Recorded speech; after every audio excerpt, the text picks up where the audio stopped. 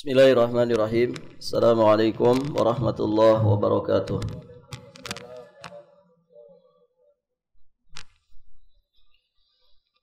Innal hamdalillah usalli wa usallimu ala Rasulillah Muhammad ibn Abdullah wa ala alihi wa ashabihi wa mawalah, amma ba'd. Allahumma inna nas'aluka ilman nafi'an wa rizqan tayyiban wa amalan mutaqabbala. Allahumma 'allimna ma yanfa'una wanfa'na bima 'allamtana wa zidna min ilmika wa karamika wa judika ya dzal jalali wal ikram, innaka 'ala kulli syai'in qadir wa bil ijabati jadir. Para ummahat wa akhwat fillah rahimani wa rahimakumullah. Alhamdulillah, pada kesempatan ini kita berada di tanggal 10 Jumadal Ula 1446 Hijriah. Insyaallah pada kesempatan ini kita akan melanjutkan masih di pembahasan bab yang kedua, yakni bab yang membahas tentang keutamaan ilmu syar'i dan mempelajarinya.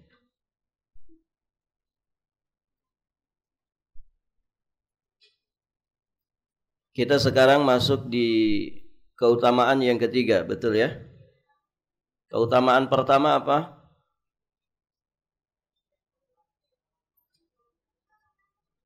Apa, Bu?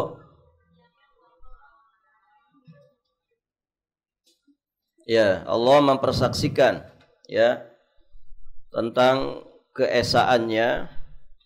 Demikian pula para malaikat, demikian pula para penuntut ilmu. Jadi para penuntut ilmu, persaksian mereka disandingkan dengan persaksiannya para malaikat, persaksiannya Allah Subhanahu wa taala, menunjukkan tentang keistimewaan mereka. Baik. Yang kedua apa?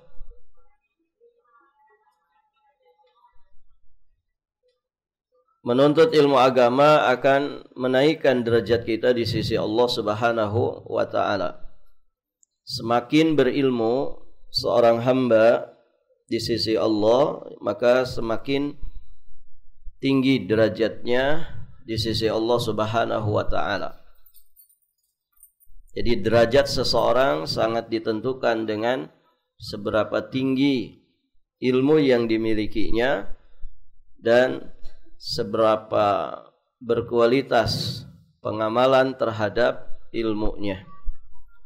Karena tentu ilmu saja tidak cukup. Ilmu itu dicari untuk diamalkan. Ilmu itu dipelajari untuk dipraktekkan. Dan jangan sekali-kali kita beramal kecuali dengan dasar ilmu. Berikutnya, di antara keutamaan dan keistimewaan ilmu syar'i dan juga keutamaan mempelajarinya, juga ahlinya, orang yang berilmu adalah orang-orang yang takut kepada Allah. Allah mengabarkan bahwa mereka adalah orang-orang yang takut kepada Allah.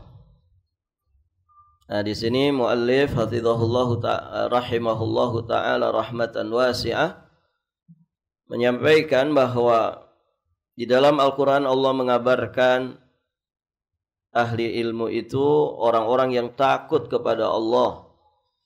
Bahkan Allah menghususkan mereka di antara manusia dengan rasa takut tersebut. Allah berfirman di surat Fatir ayat yang ke-28. Ba'da a'udzu billahi samiil alim minasy syaithanir rajim. Innama yakhsyallaha min ibadihil ulama innallaha azizun ghafur. di antara hamba-hamba Allah yang takut kepadanya hanyalah para ulama. Sungguh Allah Maha Perkasa, Maha Pengampun. Perhatikan di sini,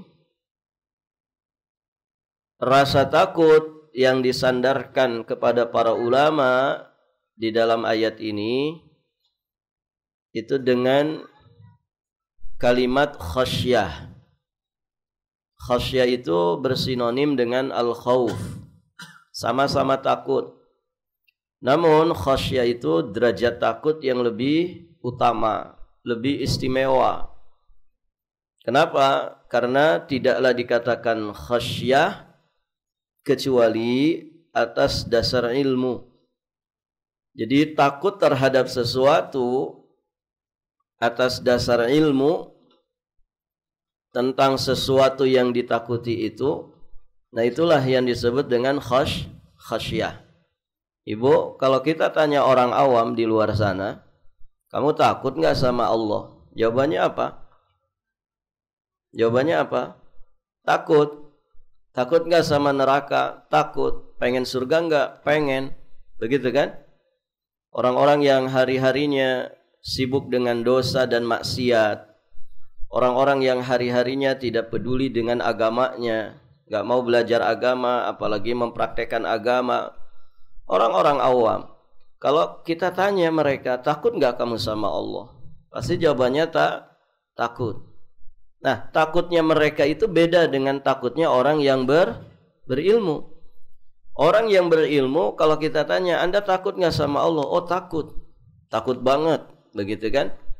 Kenapa Anda takut? Kemudian dia jelaskan. Karena Allah itu syadidul iqab.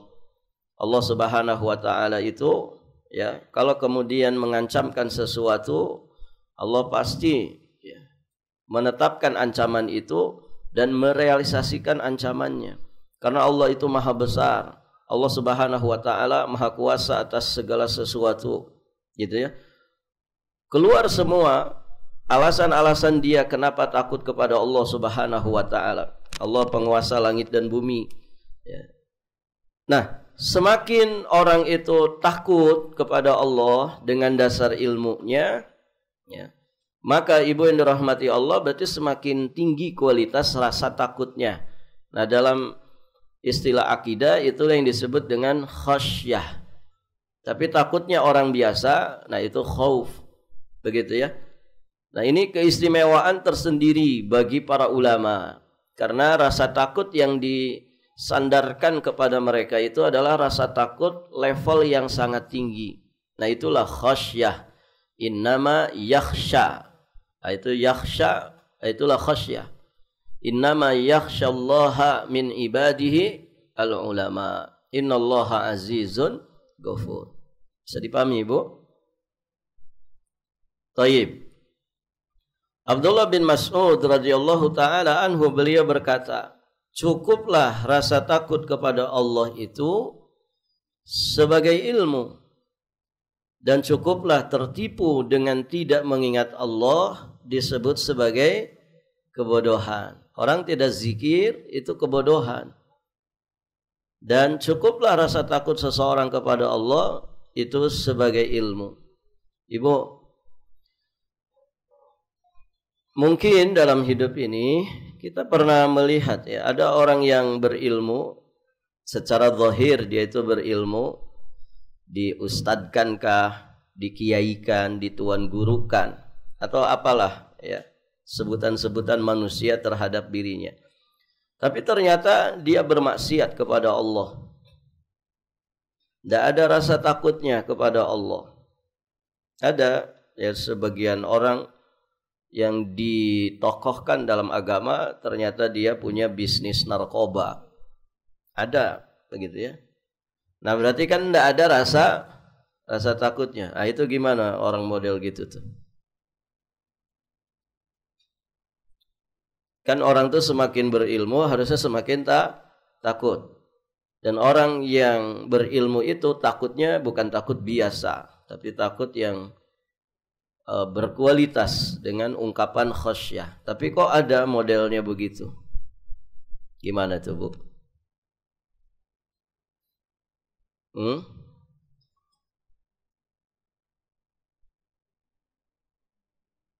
Dia ditokohkan loh.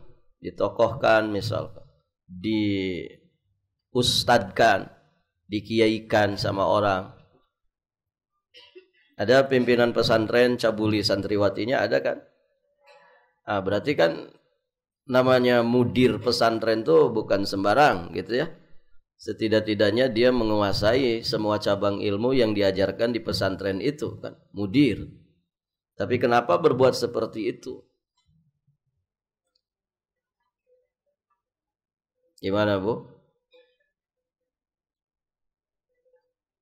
Ilmu yang tidak diamalkan. Apalagi? Ilmu yang tidak berkah. Apalagi? Ada kan model begitu tuh, ada, Bu?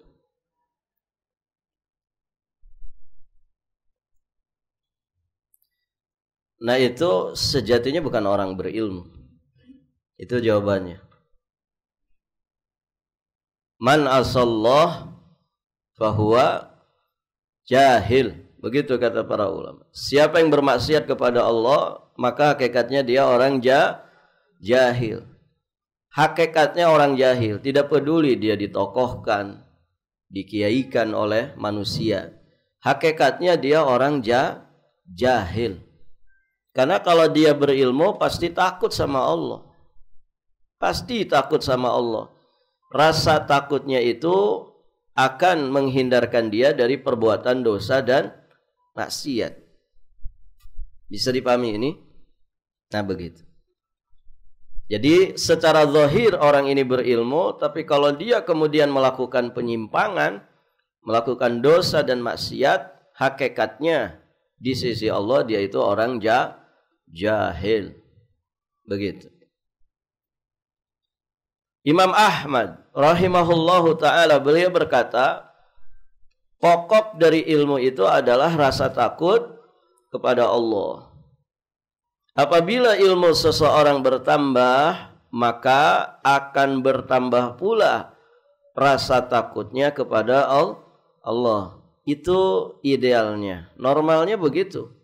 Orang itu semakin banyak hafalan Qur'annya, semakin paham dia tentang Qur'an, semakin banyak hafalan hadisnya, semakin paham dia tentang hadis, semakin banyak ilmunya tentang syariat Allah ini, maka normalnya dia harusnya semakin takut kepada Allah, bukan malah semakin jauh dari Allah.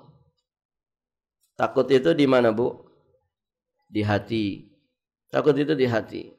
Dan kemudian diaplikasikan dalam bentuk amal saleh. Amal soleh itu ada dua. Amal soleh itu ada dua. Pertama apa?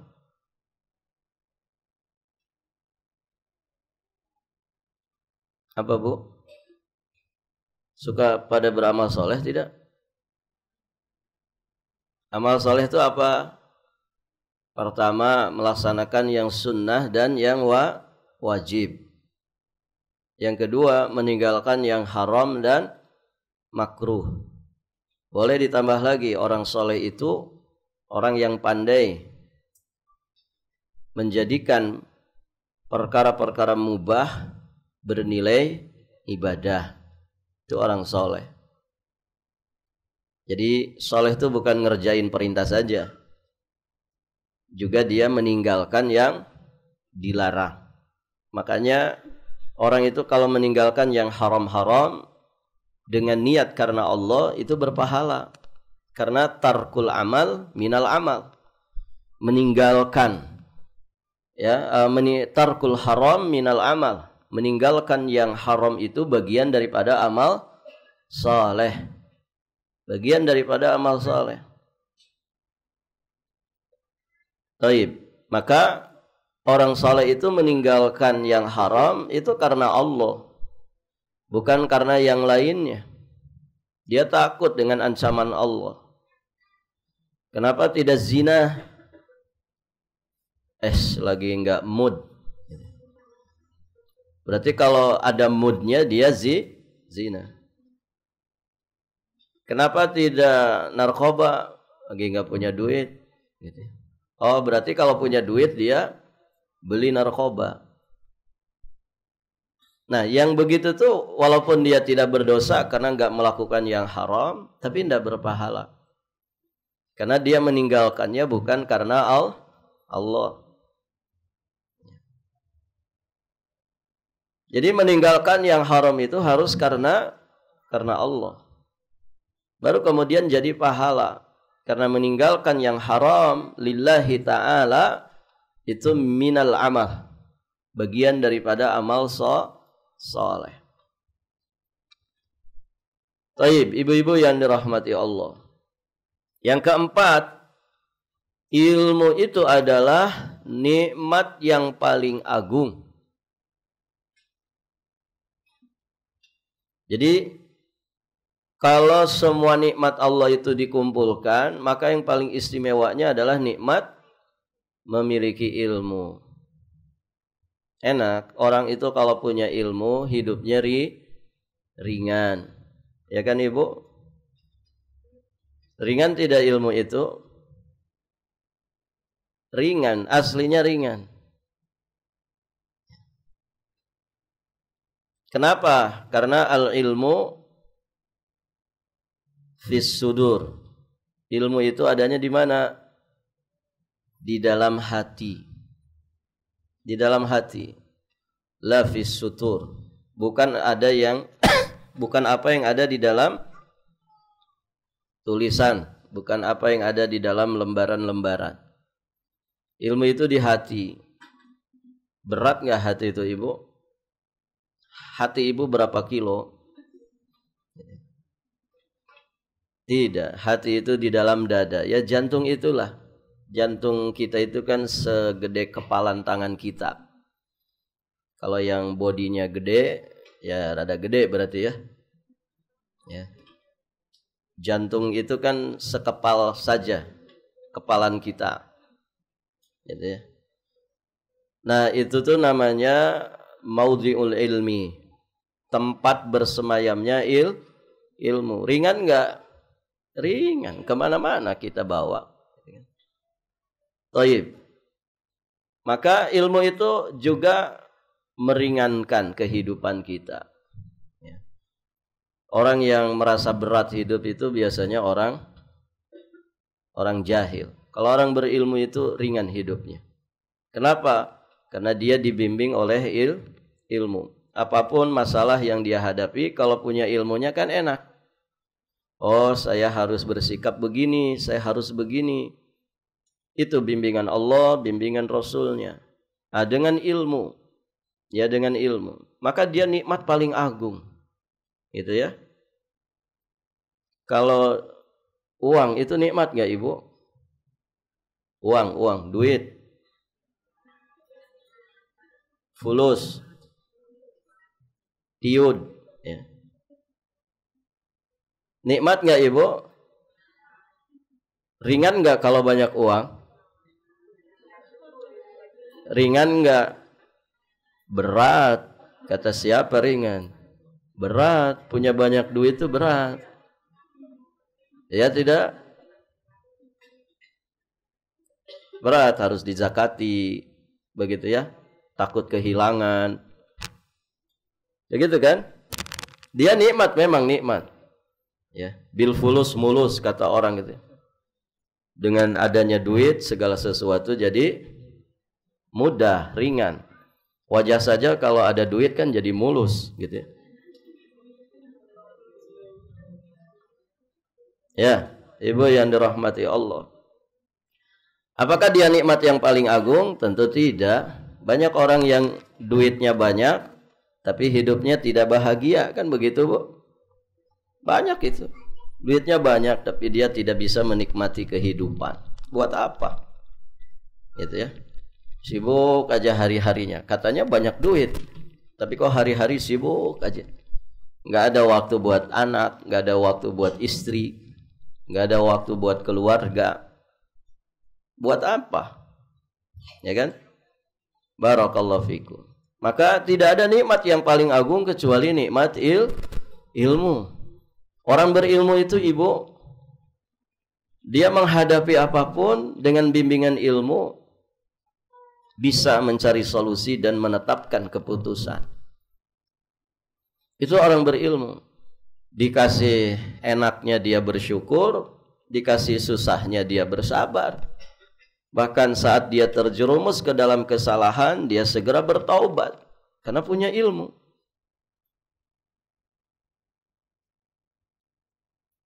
Di sini beliau sampaikan, Allah Subhanahu wa taala menyebutkan beberapa nikmat dan karunia-Nya atas Rasulnya Nabi Muhammad sallallahu alaihi wasallam, dan menjadikan nikmat yang paling agung adalah diberikannya Alkitab dan hikmah, dan Allah mengajarkan beliau apa yang belum diketahuinya. Lihat surat An-Nisa ayat 113. Wa anzalallahu 'alaikal kitaba wal hikmata wa 'allamaka ma lam takun ta'lam wa kana fadlullah 'alaika 'azima. Dan juga karena Allah telah menurunkan kitab Al-Quran dan hikmah kepadamu dan telah mengajarkan kepadamu apa yang belum engkau ketahui. Karunia Allah yang dilimpahkan kepadamu sangatlah besar. Alkitab yang dimaksud dalam ayat ini apa? Al-Quran. Al-Hikmah yang dimaksud dalam ayat ini apa? Sunnah. Dan Allah pun mengajarkan apa yang sebelumnya tidak diketahui oleh Nabi. Sebagian perkara gaib diberitakan kepada Nabi. Ya. Dan yang terutama adalah Quran dan Sunnah itu yang menjadi sumber rujukan semua ilmu. Nah, kemudian di penghujung ayat Allah sebutkan bahwa karunia Allah yang diberikan kepada beliau itu, yakni Alkitab, Al-Hikmah, dan ilmu-ilmu yang lainnya yang sebelumnya beliau tidak mengetahuinya, Allah menyebutnya sebagai fadlul azim, karunia yang sangat besar. Berarti ini nikmat yang paling besar. Kalau orang itu ngerti Al-Quran, kalau orang itu paham sunnah, kalau orang itu kemudian dia mempraktekkan ilmunya sehingga menghasilkan iman dan amal saleh, maka sejatinya dia telah mendapatkan nikmat yang sangat besar, melebihi nikmat apapun yang ada di muka bumi ini. Baik, ibu-ibu yang dirahmati Allah. Nah, dari sinilah kita memahami Al-Quran dan Sunnah. Ketika kita memahaminya, maka berarti kita mendapatkan nikmat yang sangat besar. Dan Al-Hikmah itu maknanya sunnah. Ditegaskan oleh Nabi di riwayat yang lain.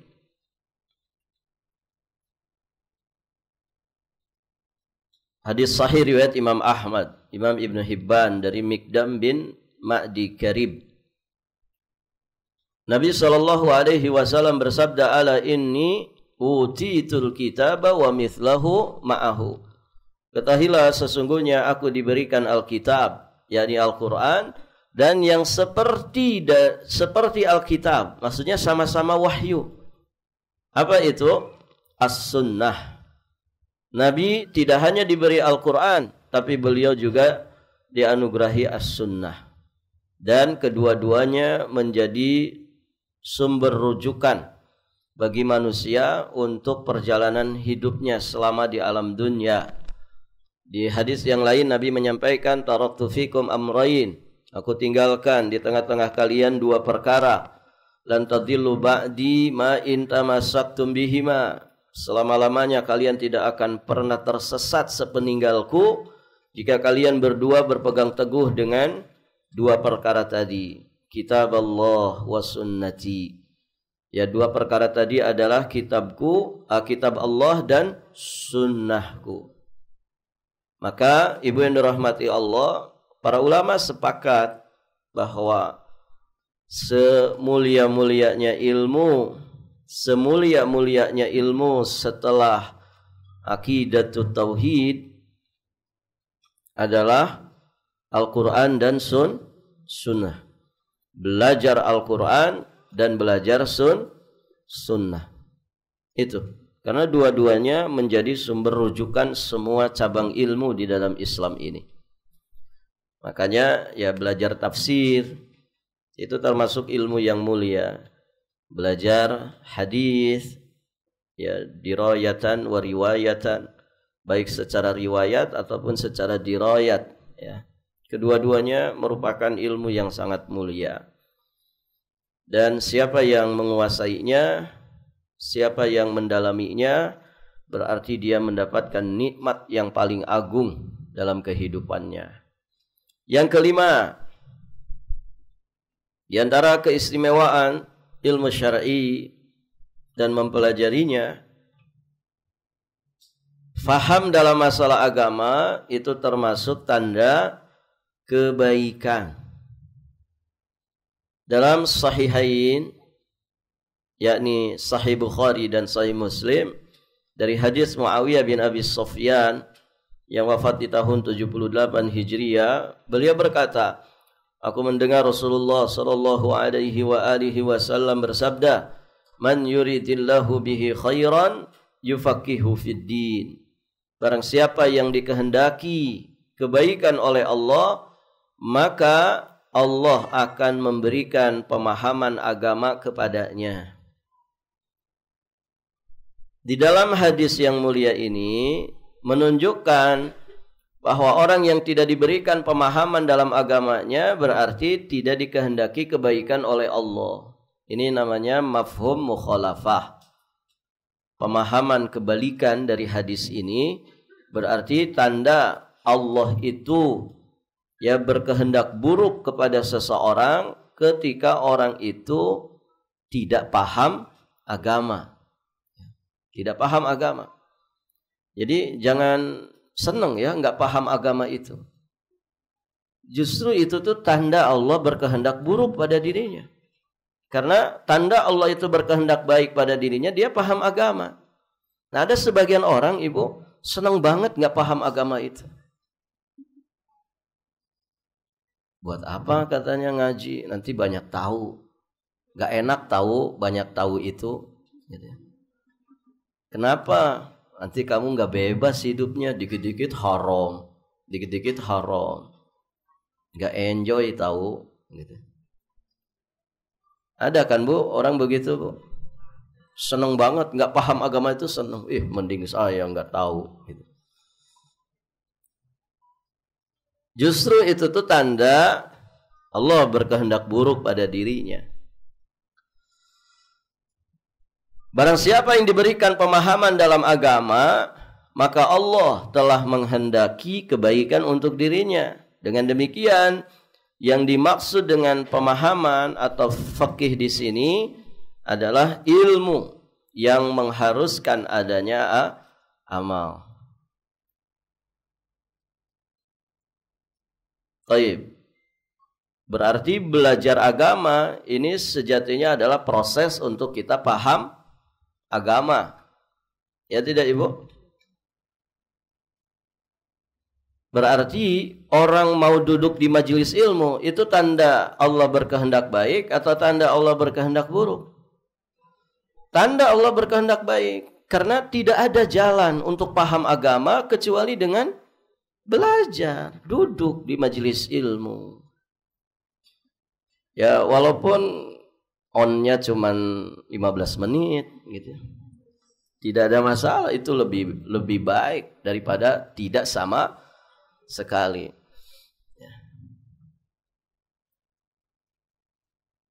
Ya, ibu-ibu yang dirahmati Allah. Karena tidak ada wasilah untuk bisa paham agama kecuali dengan belajar agama. Duduk di majelis ilmu. Bukan dengan cara yang lain. Ada orang katanya, saya mah dapat ilmu laduni. Enggak belajar tapi pinter. Dari mana? Saya mah tidak usah belajar, cukup bersemedi saja. Tapa brata, gitu kan. Nanti juga turun ilham. Ya. Jadi ulama saya nanti. Gitu. Enggak ada.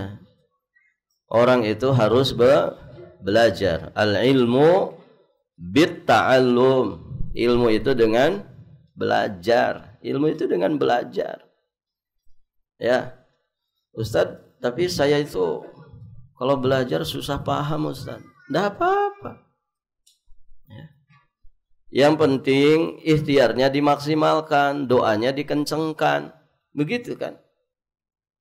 Walaupun tidak mudeng-mudeng, tidak apa-apa. Ya, Ibu. Ibu kalau belajar 1 jam, apa semuanya paham? Tergantung ya.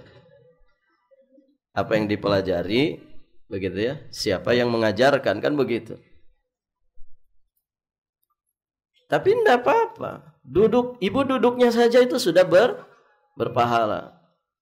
Ya, zahiban waraji'an. Kita berangkat dari rumah ke tempat belajar, itu sudah fisabilillah hitungannya tuh. Ketika proses belajarnya, kemudian pas kita pulang ke rumah, itu hitungannya fisabilillah. Hitungannya fisabilillah. Kita diberi pemahaman, dimudahkan paham. Alhamdulillah, kalaupun belum paham di pertemuan pertama, semoga di pertemuan berikutnya paham. Kayak bahasa Arab gitu kan Ibu. Ada yang belajar bahasa Arab di sini? Kebanyakan kan gugur di tengah jalan. Gugur teratur, begitu ya. Di tengah jalan. Sampai ustadznya juga ikut gugur. Gitu. Ya kan? Begitu. Padahal itu tuh harusnya disabari. Ya sabar aja. Nggak paham, nggak apa-apa. Pokoknya duduk saja. Duduk. Ikhtiarnya dimaksimalkan. Kenapa nih saya nggak paham? Ya Allah banyak dosa. Istighfar. Istighfar.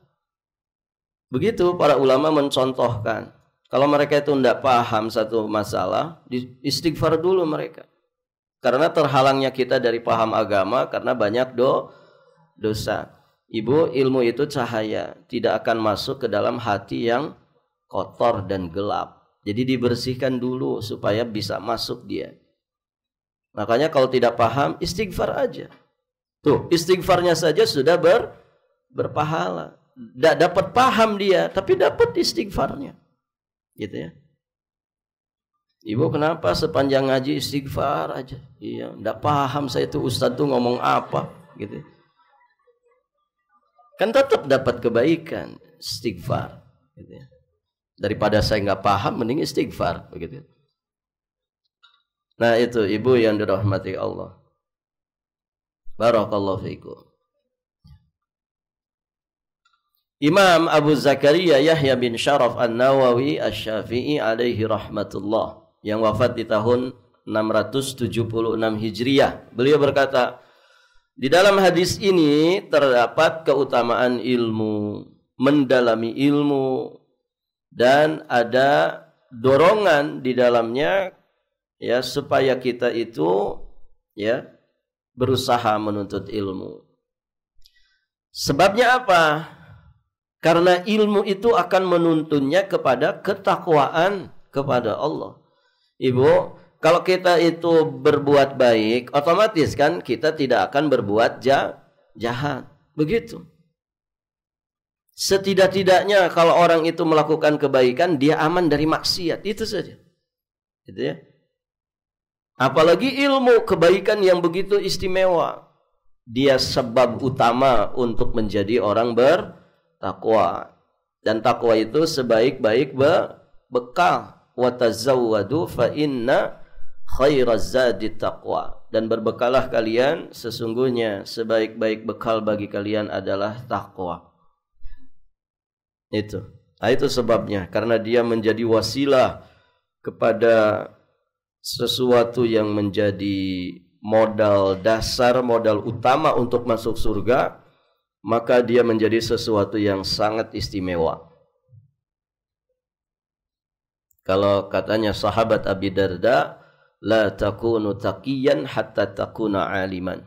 Engkau tidak akan jadi orang yang bertakwa sampai engkau menjadi orang yang berilmu. Wala takunu bil ilmi jamilan hatta takuna bihi amilan.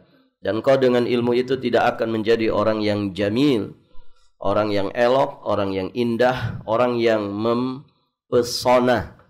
Ya. Sampai kemudian engkau mengamalkan ilmu. Begitu.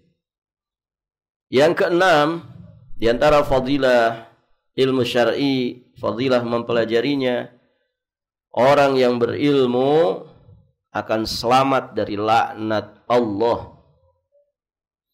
Imam Abu Isa Muhammad bin Isa bin Saurah At-Tirmidzi, yang lebih dikenal dengan Imam At-Tirmidzi. Jadi Imam Tirmidzi itu namanya siapa? Muhammad bin Isa. Muhammad bin Isa. Kunyahnya apa? Kunyahnya apa? Abu Isa. Itu di situ ada, Ibu. Namanya Imam Tirmidzi Muhammad bin Isa bin Saurah. Kunyahnya apa? Abu Isa. Berarti cucu dengan kakek namanya sama. Kok bisa begitu? Kenapa? Itulah orang dulu, Ibu ya.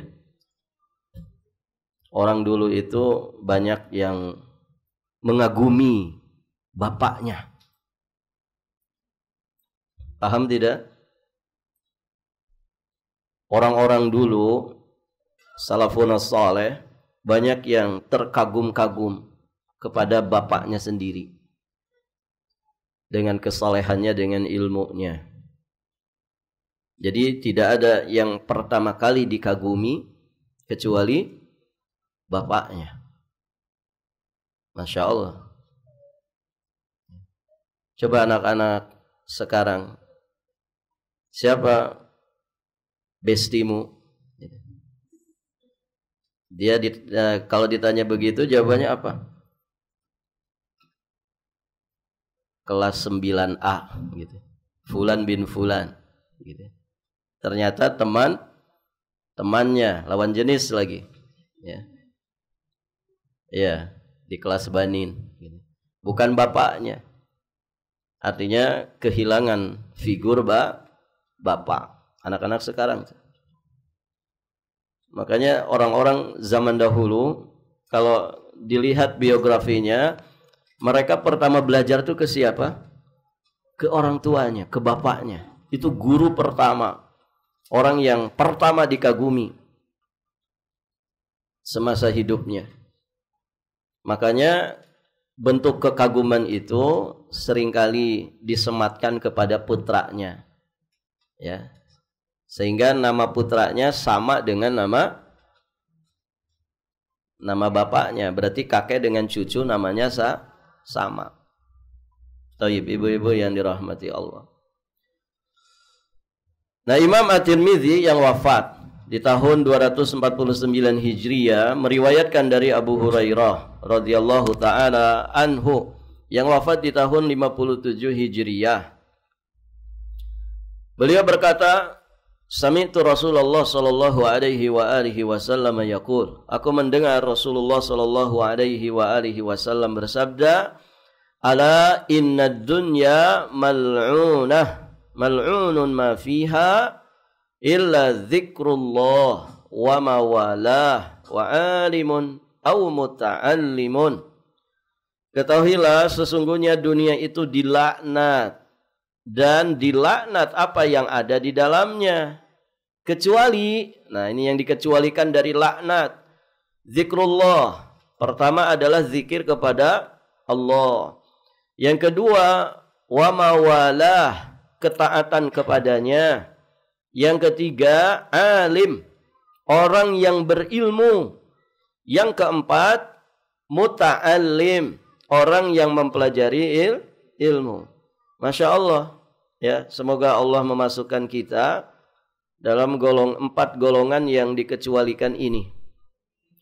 Yang pertama, zikir kepada Allah. Yang kedua, taat kepada Allah. Yang ketiga, orang alim. Yang keempat, orang yang belajar ilmu agama. 4 golongan ini, 4 perkara ini dikecualikan atau diselamatkan dari laknat Allah. Masya Allah, ibu-ibu yang dirahmati Allah. Orang itu kalau dilaknat ya susah hidupnya. Ya, dunia dan akhirat.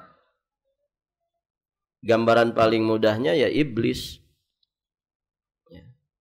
Iblis itu makhluk yang terlaknat.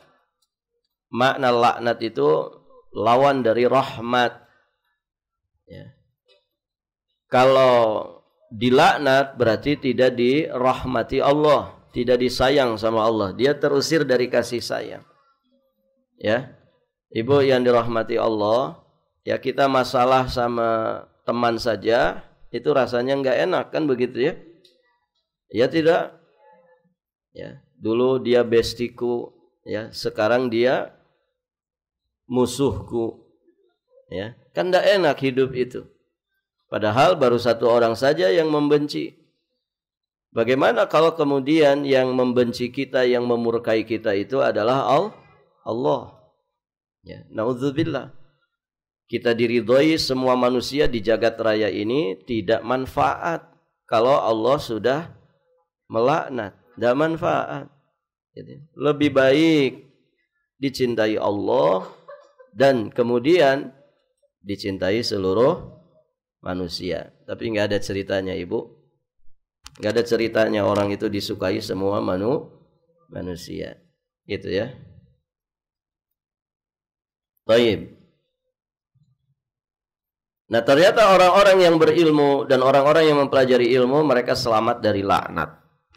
Maknanya apa? Mereka orang-orang yang dikasihani, disayangi oleh Allah. Yang berikutnya, yang ketujuh, di antara fadilah ilmu syar'i, menuntut ilmu dan mengajarkannya lebih utama daripada ibadah sunnah dan dari wajib kifayah. Ada fardu ain, ada fardu kifayah.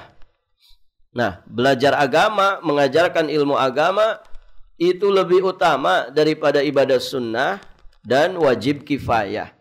Nabi SAW bersabda, "Fadlul ilmi khairun min fadlil ibadah wa khairu dinikumul wara." Keutamaan ilmu itu lebih baik daripada keutamaan ibadah.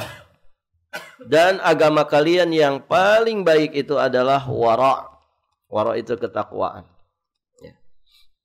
Ali bin Abi Thalib yang wafat di tahun 40 Hijriyah radhiyallahu taala anhu berkata, orang yang berilmu lebih besar ganjaran pahalanya daripada orang yang puasa, daripada orang yang salat, daripada orang yang berjihad di jalan Allah. Ini kalimat-kalimat mutiara dari salafun saleh seperti ini bukan menjadikan kita itu malas beramal soleh. Tapi ini sedang menjelaskan fadilah, keutamaan.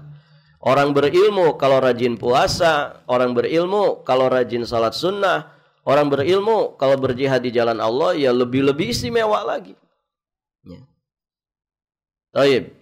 Abu Hurairah radhiyallahu taala anhu juga berkata, sungguh aku mengetahui satu bab ilmu tentang perintah dan larangan lebih aku sukai daripada 70 kali melakukan jihad di jalan Allah. Maksudnya ini jihad yang fardu kifayah. Taib. Aku yakni di sini Imam Ibnul Qayyim Al-Jauziyah alaihi rahmatullah yang wafat di tahun 751 Hijriyah. Aku katakan ini jika sahih maknanya adalah lebih aku sukai daripada jihad tanpa ilmu. Itu maknanya. Jihad tanpa ilmu itu lebih baik daripada tidak lebih baik daripada mengetahui satu bab ilmu. Ya. Jadi ada orang belajar agama satu bab tentang larangan atau tentang perintah, kemudian dibandingkan dengan orang yang berangkat jihad tapi jihadnya tidak pakai ilmu. Maka yang lebih istimewa itu jelas orang yang mempelajari satu bab ilmu, baik tentang larangan ataupun tentang perintah. Mengapa demikian? Karena amal tanpa ilmu itu kerusakannya lebih banyak daripada kebaikannya. Ya sama seperti orang-orang masa ini yang terfitnah oleh syubhat khawarij, oleh syubhat takfiri gitu kan. Jihad versi mereka itu kan ngawur, begitu ya. Jihad versinya mereka ngawur. Bunuh polisi itu jihad. Ya, ngebom markas besar itu jihad. Melakukan tindakan terorisme bagi mereka jihad. Kenapa? Karena mereka kena syubhat. Ya. Itu bukan jihad, namanya jahat, gitu ya. Nah, mereka nyebutnya jihad. Gimana jihad? Nakut-nakutin orang jihad, gimana? Baru dengan proses-proses yang ngawur-ngawur juga. Kadang mereka menyamar pakai cadar, begitu kan? Lo kan enggak boleh. Laki-laki pakai pakaian wanita boleh enggak, Ibu? Enggak boleh. Itu sudah kerusakan. Bagaimana jihad dengan nyamar begitu? Ya. Ya, ibu-ibu yang dirahmati Allah. Jadi orang itu berjihad tanpa ilmu, maka kerusakannya lebih banyak daripada kebaikannya. Nyawa-nyawa yang tidak boleh ditumpahkan darahnya, dia habisi. Nah, ini dosa besar di hadapan Allah. Imam Al-Hasanul Basri rahimahullahu ta'ala berkata, orang yang berilmu lebih baik daripada orang yang zuhud terhadap dunia dan orang yang bersungguh-sungguh dalam beribadah. Jadi aktivitas belajarnya saja, aktivitas orang bagaimana dia sungguh-sungguh di dalam menuntut ilmu itu jelas lebih istimewa. Ya, jelas lebih istimewa dibandingkan amal-amal sunnah yang lainnya. Imam Sufyan Ats-Tsauri yang wafat di tahun 161 Hijriah rahimahullah berkata, aku tidak mengetahui satu ibadah pun yang lebih baik daripada mengajarkan ilmu kepada manusia.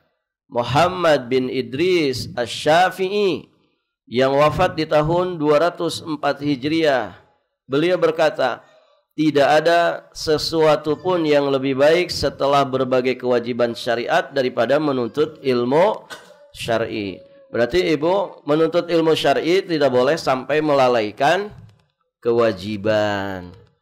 Ya, tidak boleh sampai melalaikan kewajiban. Ada orang belajar terus, istrinya nggak dikasih makan, benar nggak ibu? Ya, Anda punya kewajiban mencari nafkah. Ya, jangan dengan dalih, saya kan belajar ini lebih istimewa, lebih utama, gitu ya. Barakallahu fikum, tapi akhirnya dia melalaikan kewajiban yang lain. Orang belajar sampai enggak sholat misalkan.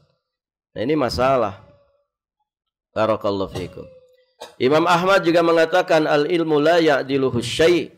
Ilmu itu tidak ada sesuatu pun yang bisa menandinginya. Idza sahhatin niyah, apabila niatnya benar. Apabila niatnya benar.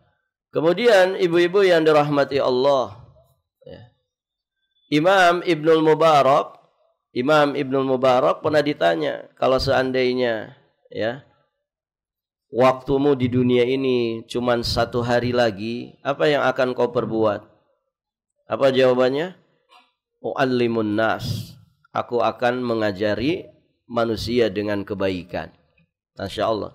Nah, ini istimewanya belajar dan mengajarkan ilmu agama. Ya. Ustaz, saya bukan ustaz, saya bukan ustazah. Bagaimana ini? Kalau belajar, alhamdulillah saya sudah dapat. Kalau ngajarin, gimana bu?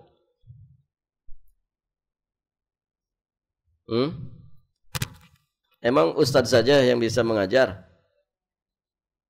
Yang berilmu, yang punya kapasitas untuk mengajarkan ilmu. Ya. Ada nggak ustadz yang tidak layak ngajar tapi malah ditokohkan sama orang? Banyak. Yang fatwa-fatwanya menunjukkan bahwa dia itu jahil murakkab. Gitu ya. Banyak banget. Tapi ternyata ditokohkan sama orang. Sebetulnya dia nggak layak mengajari manusia. Ngawur, nggak punya ilmu. Ya, fatwa-fatwanya nyeleneh. Taib, berarti yang mengajarkan ilmu itu siapa? Yang berilmu. Diajarkan ke siapa? Tidak mesti dengan forum resmi begini. Bukankah kita punya anak keturunan? Ajari. Kita punya pasangan, bisa saling mengajari, gitu ya. Kita punya keluarga, ajari mereka. Ya, sesuai dengan kapasitas yang kita miliki, kemampuan yang kita punyai. Begitu. Nah, itu juga sama mengajarkan ilmu dengan nasihat, dengan taujihat, dengan bimbingan. Ya. Semua bisa berlomba dalam masalah ini. Taib, ibu-ibu yang dirahmati Allah, alhamdulillah sampai di sini saja pelajaran kita. Semoga apa yang disampaikan menjadi pengingat dan juga peringatan bagi kita semua untuk selalu bersungguh-sungguh di dalam belajar agama. Alhamdulillah 4 poin berarti sudah kita bahas ya. 5 poin. Berikutnya nanti masuk di poin ke-8 biidznillah ta'ala. Bulan depan berarti Ibu ya. Semoga Allah menjadikan kita orang-orang yang saleh, orang-orang yang bertakwa kepada Allah Subhanahu wa taala, yang tidak terfitnah oleh dunia. Barakallahu fikum. Akhir da'wana anil hamdulillahi rabbil alamin. Subhanakallahumma wa bihamdik asyhadu an la ilaha illa anta astaghfiruka wa atubu ilaik. Assalamualaikum warahmatullahi wabarakatuh.